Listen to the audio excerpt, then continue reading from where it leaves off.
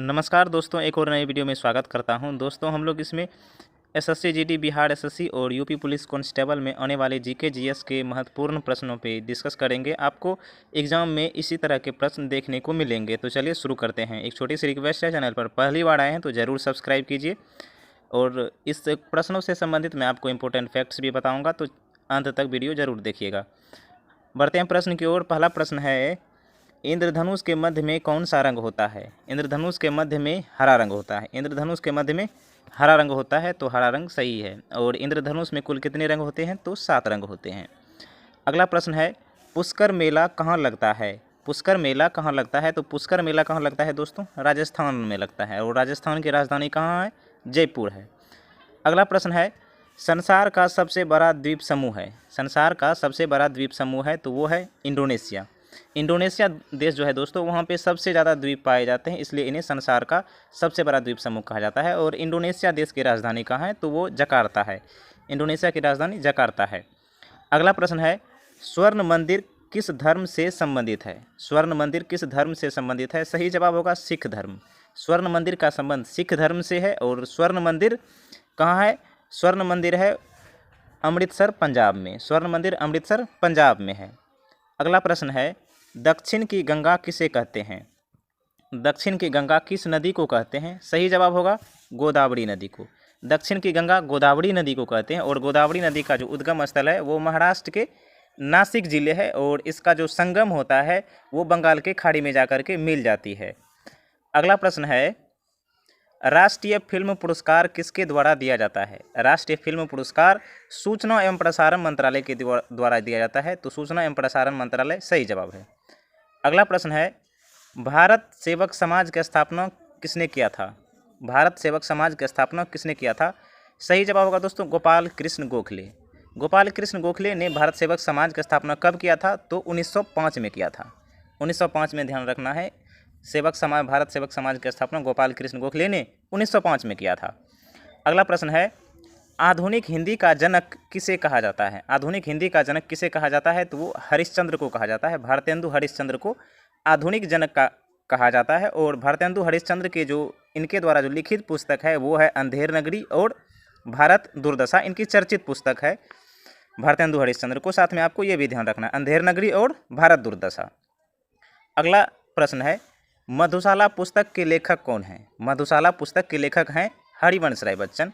मधुशाला पुस्तक के लेखक हैं हरिवंश राय बच्चन। अगला सवाल है, भविष्य का ईंधन किसे कहते हैं? भविष्य का ईंधन किसे कहते हैं? तो भविष्य का ईंधन हाइड्रोजन को कहते हैं। हाइड्रोजन को भविष्य का ईंधन कहते हैं। और हाइड्रोजन का जो संकेत होता है वो H होता है और इसका परमाणु संख्या 1 होता है। पीरियोडिक टेबल में आवर्त सारणी में ये 1 नंबर पे पाया जाता है। अगला प्रश्न है, अष्टप्रधान मंत्री परिषद किसके शासनकाल में था? अष्टप्रधान मंत्री परिषद जो है वो शिवाजी ने चालू किया था। शिवाजी के शासनकाल में अष्टप्रधान मंत्री परिषद जो है कि बहुत प्रचलित था। और शिवाजी का इससे रिलेटेड फैक्ट्स आपको ध्यान में रखना है कि शिवाजी किस वंश से संबंधित थे? तो शिवाजी भोसले वंश से संबंधित थे। अगला प्रश्न है, शक संवत पर आधारित राष्ट्रीय पंचांग का प्रथम महीना है। शक संवत जो हिंदू कैलेंडर का शक संवत है वो उसका पहला महीना कौन सा होता है? तो सही जवाब होगा चैत। पहला महीना है चैत। अगला प्रश्न है, एड्स दिवस कब मनाया जाता है? एड्स दिवस कब मनाया जाता है? तो 1 दिसंबर को मनाया जाता है। अगला प्रश्न है, भारतीय यूरोपीय संघ की मुद्रा क्या है? यूरोपीय संघ जो है यूरोपियन यूनियन, उनकी मुद्रा क्या है? तो यूरोपियन यूनियन की मुद्रा क्या है? यूरो है। अगला प्रश्न है, गुरु अर्जुन देव किसके समकालीन थे? गुरु अर्जुन देव किसके समकालीन थे? तो गुरु अर्जुन देव जहांगीर के समकालीन थे। और गुरु अर्जुन देव सिख धर्म से संबंधित थे, आपको ध्यान में रखना है। और गुरु अर्जुन देव सिख धर्म के 5वें गुरु थे। और इसी तरह से पहला गुरु कौन था? तो वो गुरु नानक हुए। और अंतिम गुरु कौन हुए? तो वो गुरु गोविंद सिंह हुए।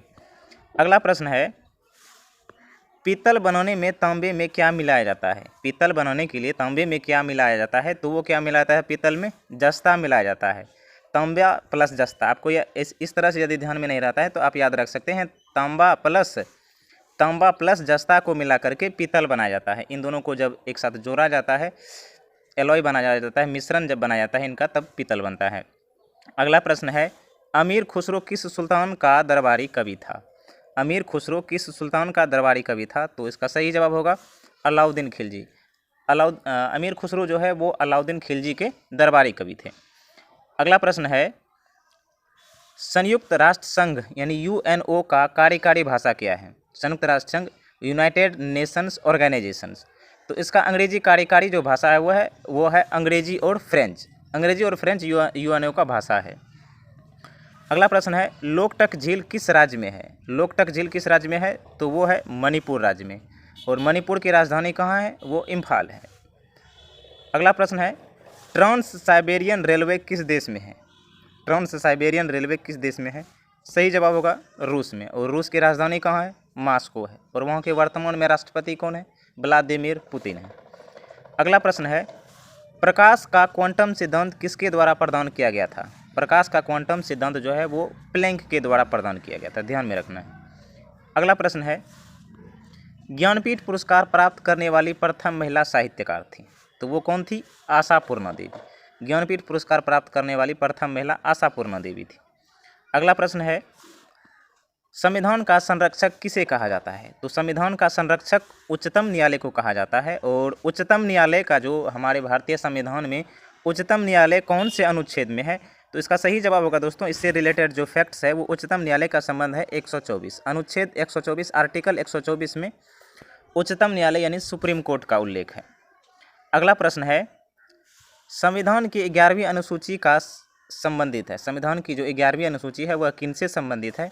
तो वो पंचायती राज से संबंधित है। और पंचायती राज जो है वो कौन सा संविधान संशोधन में लागू किया गया था? तो वो 73वां संविधान संशोधन था।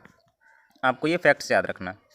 अगला प्रश्न है, मुगलों की सेना व्यवस्था किस पर आधारित था? मुगलों की सेना व्यवस्था जो था वो मनसबदारी पद्धति पर आधारित था। और साथ ही आपको ध्यान रखना है कि मनसबदारी पद्धति की शुरुआत किसने किया था? तो वो अकबर ने किया था। मनसबदारी पद्धति की शुरुआत अकबर ने किया था। अगला प्रश्न है, कौन सी नदी मकर रेखा को 2 बार काटती है? कौन सी नदी मकर रेखा को 2 बार काटती है? तो सही जवाब होगा इसका लिम्पोपो नदी। लिम्पोपो नदी जो है जो कि अफ्रीका महादेश में है वो मकर रेखा को 2 बार काटती है।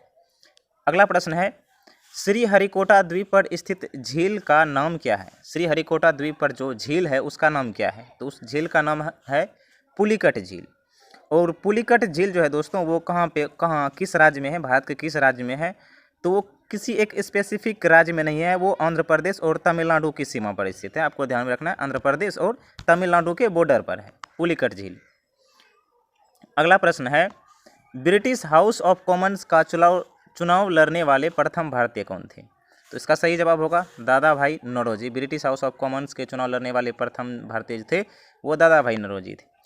अगला प्रश्न है, LAN का पूर्ण रूप है। LAN का पूर्ण रूप है local area network. Local area network LAN का पूर्ण रूप होता है। अगला प्रश्न है, कीबोर्ड में कितने बटन होते हैं? कीबोर्ड में बटन की संख्या होती है तो वो 101 होती है।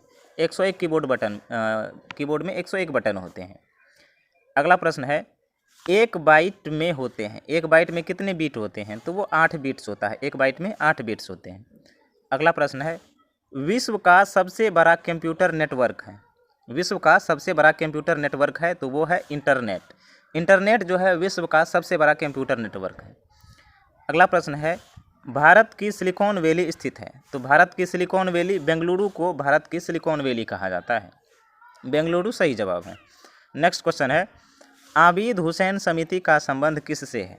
तो आबिद हुसैन समिति जो है वह लघु उद्योग क्षेत्र से संबंधित है। तो लघु उद्योग क्षेत्र इस प्रश्न का सही जवाब है। और अगला प्रश्न है, भारत में शेयर बाजारों के लिए मुख्य नियंत्रक का कार्य करता है। भारत में शेयर बाजार जो होता है उसको नियंत्रण कौन करता है? उसमें नियम वगैरह कौन लागू करता है? तो वो सेबी करता है। SEBI, security and exchange board of India. SEBI का पूरा नाम होता है security and exchange board of India. और सेबी का जो गठन कब हुआ था? सेबी का गठन, ये भी एग्जाम में पूछा जाता है कि सेबी का गठन कब हुआ था? ये 12 अप्रैल 1988 में हुआ था, ये ध्यान रखना है। अगला प्रश्न है, सरकार द्वारा पुरानी मुद्रा को समाप्त कर नई मुद्रा चलाना कहलाता है। पुरानी मुद्रा को समाप्त करके नई मुद्रा चलाना क्या कहलाता है? तो वो विमुद्रीकरण कहलाता है। विमुद्रीकरण, डिमोनेटाइजेशन। और इससे पिछला बार जो विमुद्रीकरण हुआ था तो वो कब हुआ था? नवंबर 2016 में हुआ था, तो ये ध्यान रखना है। अगला प्रश्न है, मानव शरीर में प्रचुर मात्रा में पाया जाने वाला तत्व है। मानव शरीर में प्रचुर मात्रा में पाया जाने वाला तत्व कौन सा है? तो वो है ऑक्सीजन, और ऑक्सीजन का संकेत होता है O। अगला प्रश्न है, कोशिका के भीतर श्वसन का केंद्र होता है। तो कोशिका के भीतर श्वसन का केंद्र होता है माइटोकॉन्ड्रिया। माइटोकॉन्ड्रिया कोशिका के भीतर श्वसन का केंद्र होता है। अगला प्रश्न है, विद्युत बल्ब में भरा जाने वाला गैस है। तो विद्युत बल्ब में कौन सा गैस भरा जाता है? तो वो नाइट्रोजन गैस भरा जाता है, और नाइट्रोजन का संकेत क्या होता है? N, और इसका परमाणु संख्या होता है 7 यानी 7।